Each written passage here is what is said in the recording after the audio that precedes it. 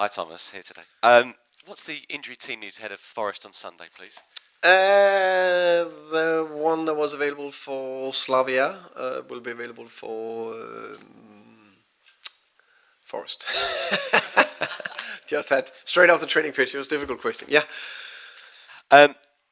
Anything to report on Dom? Because in the last hour, he's posted an hourglass emoji with a picture of him. Is that good news then? Can we expect him back soon? Yeah, I guess it's good news when he posted there. As I said with Dom, because I think it's obviously his injury he picked up in July, so it's dragged on for a while. So I much more prefer, instead of say he's back soon or when all that, when he's training fully with the team and he is available for selection or compete for that, that's where I will say something. Of course, there will hopefully be lots of footage with him training and all that. But yeah, that's my message. Okay. Newcastle away, then Brentford and Slavia Prague. Goals, goals, goals. Have you sort of taken the handbrake off a little bit? What's changed over that week, or anything? I don't think we actually taken the handbrake off. I just think we work with the things.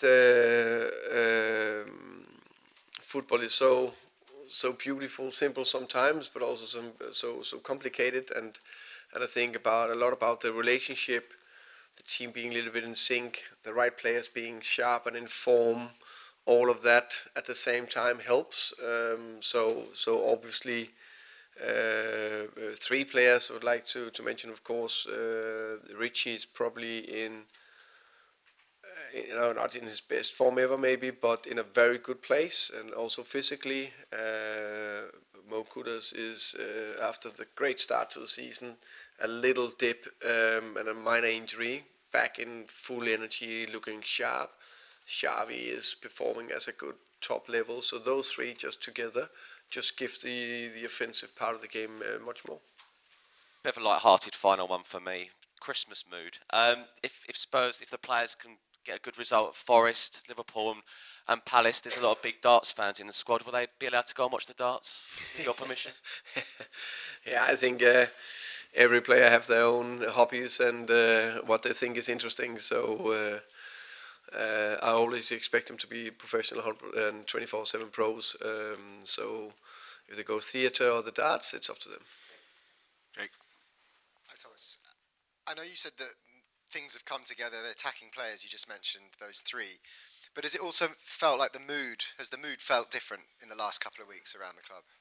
Yeah, wins and good performance always helps. No doubt about that. That just makes things a little bit lighter and everything is a little bit more positive. So of course that means something. But it's ongoing. How can you say? Work to constantly improve. So that's part of it. What would you say then has clicked between those three that you mentioned? I think it's just the one simple thing. All three of them in form and sharp and confident at the same time. That helps something definitely. And the relationship and the principles and the patterns we're working with also just getting better and better. And just lastly then, obviously you'll never say that any team is necessarily an easy game, and I'm not saying that Forest is going to be an easy game, but with picking up a couple of wins, maybe a more preferable fixture coming up this weekend against a team that you'd fancy yourself to go and get another win. I guess you have seen Sean Dyche teams over the years. I have. Are they easy or difficult to play against? Difficult. Very difficult. I expect a very, very difficult game against a team who's managed by a good colleague, friend of me in the game, and every single time I see his team, everything I'm analyzing, they are extremely competitive. Then they play home. That's a difficult place to go. So I expect a tough game. I think we are in a fine place, not exceptional place, but I think we're in a fine place. I think we've been good away from home. I think we've been very competitive.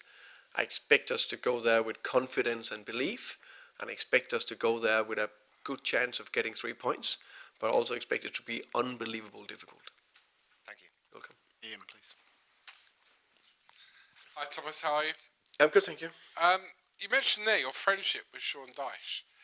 Explain how football managers' friendships work, because I mean, you're always busy on a training ground. He's always busy on a training ground. You're flying up to Newcastle or away to Paris. He's going somewhere. I mean, do you ever go out for a drink together? I mean, Yeah, well, I think of course it's some you meet with in different circumstances for whatever reason. Maybe we come together and as coaches talk about life and football. And I think it's fair to say that we are the only one that really understand each other. We're in the same together and dealing with the same problems and the same all sort of things. So I think that's a bit. I think that's nice to share experiences and thoughts with good colleagues, friends there. So of course, when we play against each other, it's very competitive. Must be a great night out for your wife and his wife when you're talking just football. Yeah, definitely. 2 weeks ago, I came here. It was post Paris Saint-Germain. Spurs were on a bit of a downer. Now suddenly it's the other way around. And it seems this season it's always been feast or famine. It's been a roller coaster. How do you get more consistent? Because I guess you'd rather be boring and more consistent along a line than 1 week up and next week down. Yeah, but I think if you look into performances, I think it's about having consistent performances, and then some of the consistent performances doesn't necessarily pay off in a good result. So those performances I think have been fairly consistent. I think there's been 3 games I'm very unhappy with in terms of performances. The rest have been, with quite a good stuff in them, and some of them very good. And that's just ongoing work to keep getting us more consistent, to keep competing every single game. With competing in all different competitions. So that's quite normal. That will take a little bit of time. Finally, you mentioned quite a few players that have contributed for you recently. Xavi Simmons, Kudus, obviously Richarlison. One player who seems to have also contributed, because now he's finally being played in the position he might even have been bought by the club to play in, is Archie Gray. It seemed like last season he was played everywhere bar where he wanted to play and in goal. Is that what you've seen, and are you doing it deliberately, playing him now in the position that you think he's best in? Yeah, I think I like what I see from Archie. I think he's a very talented young player with a big potential, and I think we've seen glimpses of that now. I think I said a few times before the Monaco game, he was really on a high and really ready to kick on. Unfortunately, got the calf injury. Now I think he's back in a place where he's really ready to compete again. I like what I've seen from him. Everything from Burnley game in the beginning of the season to those bits in the Fulham game I liked from him. I think there was definitely very good bits in the Brentford game and also in the Slavia game. Hello, Thomas. Obviously, you've had such a madcap kind of fixture schedule recently, and you finally got 2 days off. I just wondered, how does Thomas Frank unwind? How do you kind of recharge your batteries in just 2 days? Of course, try to just relax a bit with time with my wife, and maybe see some friends for lunch or dinner.